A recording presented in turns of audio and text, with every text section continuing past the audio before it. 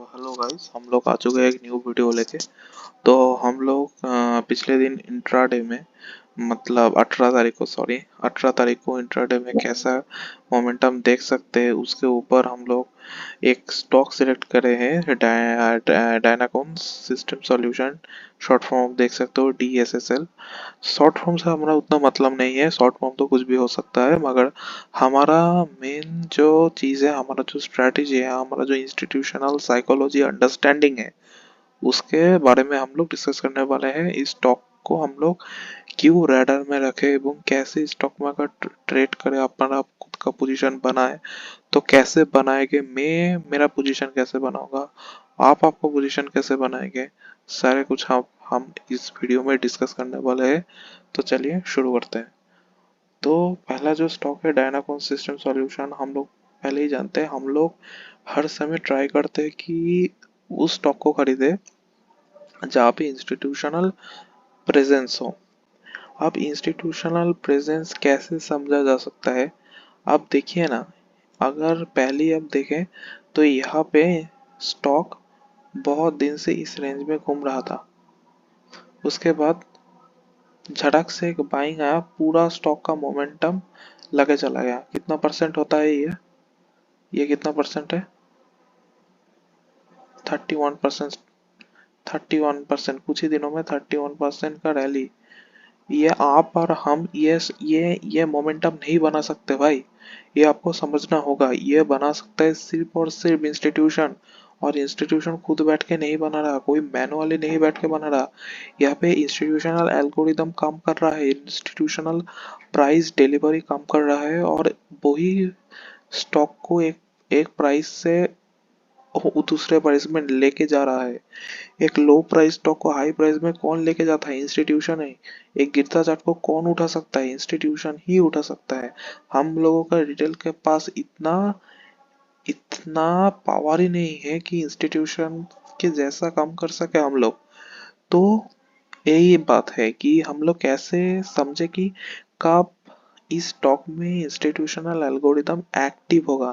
देखो, मैं भी नहीं बैठा हूँ इंस्टीट्यूशनल एल्गोरिदम के पास, तुम भी नहीं बैठे हो, मगर हम लोग चार्ट पैटर्न के साथ कैसे एंड वॉल्यूम के साथ कैसे समझ सकते हैं कि इंस्टीट्यूशनल एल्गोरिदम कब एक्टिव होता है और कैसे एक्टिव होगा फ्यूचर में। तो हम लोग पहले क्या करते हैं, हम लोग देख लेते हैं ट्रेंड क्या है। जनरल ट्रेंड स्टॉक का अपसाइड में ही है। अगर आप लोग देखो, स्टॉक यहाँ से 2020 से 6 रुपया के आसपास ओपन होने के बाद से मल्टीपल का रिटर्न दे चुका है। ठीक है, तो और सामने इसका अर्निंग भी है, अर्निंग रिपोर्ट भी आएगा एंड डिविडेंड भी है। डिविडेंड इतना अमाउंट का डिविडेंड दिया था। खैर वो सब बात की बात है, मगर हम लोग अगर पहले रिटेल कैसे सोच रहा है वो समझे तो आराम से मार्केट में पैसा बना सकते हैं। देखो, एक एक चीज देखो आप, यहाँ पे क्या क्रिएट हो रहा है? यहाँ पे कप एंड हैंडल क्रिएट हुआ है। अगर इसे ही भी देखो, जो ये कप, ये handle, handle, cup, cup and handle create होने के बाद कप एंड हैंडल की यहाँ पे ब्रेकआउट में नॉर्मल रिटेल लोग क्या करते हैं? क्या करते हैं नॉर्मल रिटेल लोग? अगर हम लोग इसको अच्छे से एडजस्ट कर ले, नॉर्मल रिटेल लोग इस व्हाइट लाइन का जब ब्रेकआउट हुआ था उसके बाद क्या किया था? सब लोग बाई किए थे। ठीक है, इस पूरा अगर अच्छे से बताऊं तो इसके ऊपर जब ये मैंने जाके सस्टेन किया था, इसके ऊपर तो सस्टेन हो गया। आप लोगों को क्या सिखाया गया है रिटेल स्ट्रेटजी में? जब इसका ब्रेकआउट होने के बाद एक कैंडल क्लोज हो जाए उसके बाद एंट्री करो। क्या एंट्री? झटाक से इंस्टीट्यूशन एल्गोरिदम आप सबको, सब लोगों का स्टॉप लॉस खा के निकल गया। अगर कोई इसके ऊपर एंट्री किया है तो उसका स्टॉप लॉस कहाँ है? यहाँ पे है, यहाँ पे है, यहाँ पे है। और अगर कोई बंदा यहाँ पर भी एंट्री करता है, वो उसका भी स्टॉप लॉस 100 पॉइंट नीचे है, 50 पॉइंट नीचे है।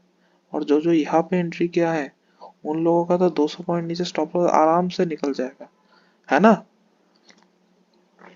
और रिटेल इन्वेस्टर तो यहाँ पे नहीं एंट्री किया है, और इंस्टीट्यूशन एंट्री क्या है इस कैंडल में। इस कैंडल में वॉल्यूम देखो, धीरे धीरे वॉल्यूम इंक्रीज हो रहा है, मगर कैंडल रेड है, मगर प्राइस का ऊपर ट्रेंड ऊपर है। तो कौन प्राइस को ऊपर ले जा रहा है? इंस्टीट्यूशन है। इंस्टीट्यूशन ले जा रहा है क्योंकि पैसा उन लोगों के पास ही है। एक साथ बहुत सारा पैसा कौन ला सकता है मार्केट में? इंस्टीट्यूशन। तो इंस्टीट्यूशन ही प्राइस को ऊपर ले गया है। और आप लोगों को यहाँ पे दिखा है ब्रेकआउट हो गया, सब लोग देख रहे हैं ब्रेकआउट हो गया। एक बात अच्छे से समझो, अगर स्टॉक अच्छा है, इसलिए ही तो स्टॉक इतना 6 रुपया से आज 800 रुपया के आसपास ट्रेड कर रहा है। अब स्टॉक अभी भी मैं फंडामेंटल एनालिसिस करूंगा, मगर पहले ये इस टेक्निकल चार्ट को देख के फंडामेंटल को प्रेडिक्ट करना समझो कि जब इंस्टीट्यूशन प्राइस को एक एक ब्रेकआउट के ऊपर ले गया, तब इंस्टीट्यूशन भी बाई करना चाहता है, रिटेल भी बाई करना चाहता है। सब लोग अगर बाई करना चाहते हैं तो कोई तो सेलर होना चाहिए ना। इंस्टीट्यूशन को अगर 100 करोड़ का माल खरीदना होगा तो 100 करोड़ शेयर कोई बेचने वाला भी होना चाहिए, नहीं तो इंस्टीट्यूशन माल नहीं खरीद पाएगा। तो जब इंस्टीट्यूशन यहाँ पे 100 करोड़ का ऑर्डर बैठा के लगा के बैठे हैं, तब देख रहे हैं कोई बेचने वाला नहीं है। तो रिटेल को कुछ चार्ट में रिटेल को मजबूर करना होगा कि वो शेयर बेच दे, जैसे इंस्टीट्यूशन आपका अपना खुद का स्टॉक खरीद सके। तो इसके बाद देखो इंस्टीट्यूशन ने कुछ क्वांटिटी सेल किया और आप लोगों का स्टॉप लॉस खा गया। आप लोग जब जब यहाँ पे फेल हो गया, आप लोग स्टॉप लॉस खा के निकल जाओगे। 200 पॉइंट जब लॉस चल रहा है, तब तब क्या होगा? तब उसके बाद आप लोगों का जो यहाँ पे जब आप लोगों का स्टॉप लॉस खा गया, उसके बाद इंस्टीट्यूशन रियल मूव दिखाएगा अपसाइड में। हमारा रैडर में जो नेक्स्ट स्टॉक है वो है डिशमैन कार्बोजन लिमिटेड। यहाँ पे अगर आप लोग देखो तो यहाँ पे हम लोग 1 डे टाइम फ्रेम ओपन है। आप हम लोग देख लेते हैं कि इसका जो 1 वीक टाइम फ्रेम है, वहाँ पे इसका जो डेली जो जो ओवरऑल ट्रेंड है वो कहाँ पे है। तो आप लोग अगर देखें तो इसका डेली जो मोमेंटम है वो डाउन साइड था। स्टॉक यहाँ पे 2018 के आसपास ओपन हुआ, उसके बाद से गिर रहा है। उसके बाद से यहाँ पे अगर आप लोग देखें अच्छे से, यहाँ पे स्टॉक का अच्छा सपोर्ट सपोर्ट जोन था, और उस सपोर्ट जोन के आसपास ही स्टॉक ने अच्छे से सपोर्ट को लेके, देखो सपोर्ट कोई लाइन नहीं होता, क्योंकि अगर आप लोग इंस्टीट्यूशनल ट्रेडिंग स्ट्रेटजी को फॉलो करते हैं तो आप लोग समझ पाएंगे ओवर द टाइम कि मार्केट में कोई लाइन कम नहीं करता, मार्केट में कम करता है जोन। क्योंकि इंस्टीट्यूशन का जो ऑर्डर है वो एक प्राइस बैंड के आसपास लगा हुआ रहता है, उसका जो लिमिट ऑर्डर है वो एक प्राइस बैंड के आसपास रहता है। तो हाँ सॉरी, हम लोगों का भी ट्राई करना होगा कि उस प्राइस के आसपास हम लोग बाई करें। तो देखो इसके बाद मार्केट जब यहाँ पे आया, उसके बाद उसके बाद भाग भागता ही गया, यहाँ पे अच्छे से सपोर्ट ले ठीक इस पॉइंट के आसपास, और वहां से रॉकेट हो गया। आप देखो यहाँ पे हम लोग अगर रिटेल क्या सोच रहा है वो पकड़े, तो रिटेल पहले देखा था कि यहाँ पे रिटेल का ब्रेकआउट हो गया था। अच्छे से हम लोग अगर मार्क करें तो रिटेल लोगों का यहाँ पे ब्रेकआउट हो गया था। रिटेल लोग यहाँ पे ब्रेकआउट होने के बाद पूरा स्टॉप लॉस हंट करके चला गया मार्केट में। फिर से यहाँ पे ब्रेकआउट हुआ, रिटेल लोगों का स्टॉप लॉस हंट करके चला गया। मगर अब तुम बोलोगे कि सर यहाँ पे अगर हम लोग बाई मत करें क्योंकि यहाँ पे भी रिटेल स्टॉप लॉस हंट कर सकते हैं।